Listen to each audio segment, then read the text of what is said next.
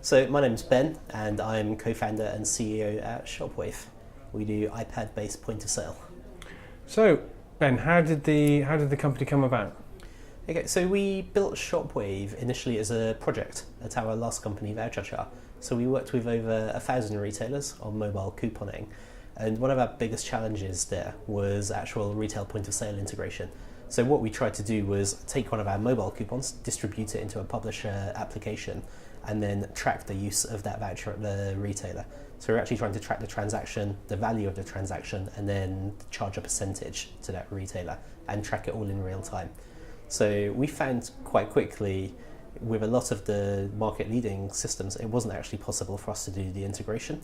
And when we spent a bit more time speaking to retailers, we found out they were quite unhappy with their point of sale systems. So they were essentially they're bulky, expensive, unattractive, and the biggest problem was that they created a walled garden around the point of sale data. So in addition to us trying to integrate coupons, retailers had anything up to say 100 other platforms and applications that they wanted to integrate and relied on point of sale data. And the way they were doing it was essentially at the end of the day or the end of the week, paying someone to pull the data out in a CSV or an Excel document and upload it into another system. So nothing was in real time, it was slow, and as a result, their businesses were being held back. There's the challenge there. So that was the challenge. We did a little more research. So it was very nice timing for us. So it happened for us at the point where the coupon business was actually being acquired. And as a team, we were looking for our next project and our next thing. We were really passionate about retail and retail technology. And looking a little more into the point of sale business, we realized that the top two players alone in the point of sale industry were generating $6 billion a year in annual revenue, and most of their customers were unhappy with their product. So it wasn't that they didn't have a good product, it was just they were conceived, so one in 1900 and another in the 70s. So it was before the internet was even a consideration, let alone like the multiple payment types and consumer facing applications and wallet apps that users now want to interact with and retailers want to offer. So it's because, I guess, the high street is having to catch up with modern technology, I guess. Yeah, it's changing in a massive way. So if we look at the last few years, like retailers initially wanted to go multi-channel, so it was important for them to integrate what they were doing in store with what they were doing online. And even today, the majority of the retailers are still failing to do that effectively. And in a lot of cases, they're being held back by the systems they use. And we're seeing a big shift towards what's called omni-channel now. So retailers want to have communication and manage the relationship with the customer before the transaction, so where they're still doing the research phase, at the point of transaction, so in store or online, and then after the transaction, they want to manage the relationship with that customer and get them to come back again and again. So in a lot of cases, we see things like loyalty applications, payment applications, even a support application. And if this isn't integrated with the point of sale, it's such a horrible experience for the consumer. So when we see the best retailers, at the moment they're the ones that are spending tens of millions of pounds getting their systems converged and working together. And if we look at medium and smaller retailers, this just isn't available to them. So they can't compete on an equal playing field. So that's what we're trying to do. You're based here with the MyVoucherCodes guys. Yes, we are. So why is that? Why don't you have your own place? Yeah, so we initially started working with the MyVoucherCodes team. Our last company was acquired at the same time as theirs by Monetize. Up until the point where we scaled the company to the point where we're successful enough and we've grown to the point where we become a problem for them. And that's happening around, it's like the company's been really successful. We've just raised our latest funding round and now we want to grow, and we're going to grow to the point where we're too big to take a corner of the office.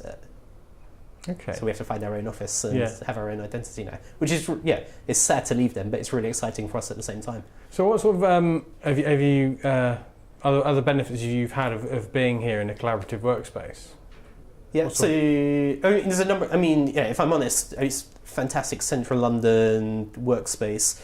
We're close to our customers, we're close to the train station. Like, it's a light, airy atmosphere for the office. But also, it's fantastic to work with other startups. So it's not just us, there's other startups that Mark's invested in, like Paddle, and like if you've got problems, you can speak to them, you can share your problems and try to overcome them. A lot of the time, like challenges you have when you go to automate your business. You're looking for your CRM, your ticketing, your support system, your payment infrastructure.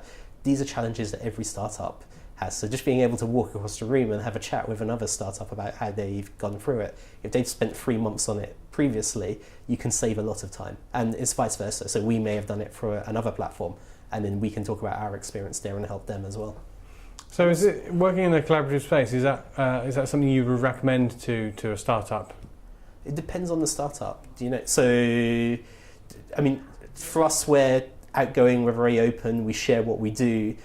Like, I've spoke to a couple of other startups. They're very secretive. They don't like any disruptions. They don't like speaking to others. And if that's your your high-tech security startup, and it's probably not best for you. But yeah, if you're doing a consumer-facing app, you're an outgoing team. It's fantastic to be in a collaborative workspace. And also, like, if you're starting out in the early days, you're 1 or 2 people. You're new to the startup scene. It can be quite lonely. So it's nice, like, to be able to go and have a drinks with the guys. Talk business, talk anything really. And how have you found starting up a company in the UK? Has it been a good environment to do that? Yeah, I think the UK generally is one of the best places in the world to start a business in terms of the hoops you have to jump through. You can set up a limited company in half an hour, so it's easier than many countries out there in the world, including the US. And I mean, really, yeah, it's simple, right? I don't think there's any real barriers to entry. Generally, yeah, I mean, to start your company, you need to put together a decent team. You need traction. You need decent technology. There's nothing in the UK that's stopping you from achieving this. And also, like, I've seen a massive shift in the UK over the last 5 to 10 years. So we've got accelerators now. We've got hack weekends. So like 10 years ago, there were no hack weekends every weekend. There were no accelerators helping you at idea stage. So there's a massive ecosystem now, especially around the Old Street and the Shoreditch area. So talking about the Shoreditch area, obviously the tech city area, there's been a lot of investment and encouragement from the government as well. Yeah. What are your thoughts on the government's sort of helping out in the sort of startup area and the various initiatives that they're backing? Pro-government, or? I just want your opinion. How do you feel? Yeah, my view is, I've heard a lot of talk. I haven't seen anything concrete happening. And to be fair, I'm not privy to funding, how the money is being distributed and how that's happening around Old Street.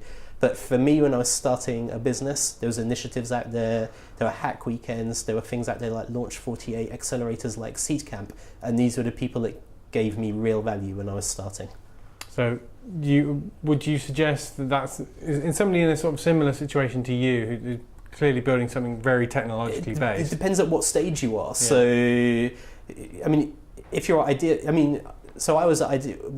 This is my second company, right? So my first company, I was at Idea stage, and I was looking for a co-founder. So I went to Hack Weekends, I went to Launch 48, and I actually met my co-founder at Launch 48, where we had the chance to work together for over a weekend and really get to know each other.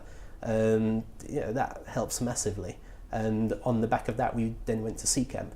So C Camp gave us mentorship, advice, and a massive amount of help and connections in getting our startup out there. And it was as a result of C Camp that we were able to raise our round of investment for the first time, or at the point where we're first-time entrepreneurs. Okay. So if you could give somebody in a similar situation to you some advice, what would that advice be to help them get on the road?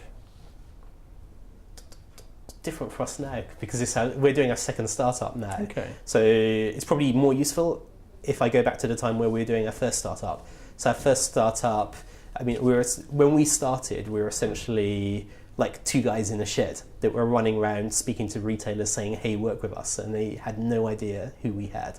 So we had to do a lot of work in terms of building up our integrity, but also our technology platform. And it was a moment where we had no money at all. And a massive thing for us was actually to get out there into the community. The most important thing is just to build something, like get your prototype and get your product out there. I think a lot of times people spend like 3 months doing their business plan. They start going out there looking for investment before they even have much more than a PowerPoint deck, and that's not going to work anymore. Okay. So also finding a co-founder is massively important. Like, I think a lot, like from what I've seen personally, the majority of investors that I speak to won't found a single founder unless you're absolutely amazing. So if you do have an idea, I find like a lot of business people or people will come out of a corporate, they'll overvalue their idea significantly, and actually it's all about execution and just building something and getting that first 10 customers.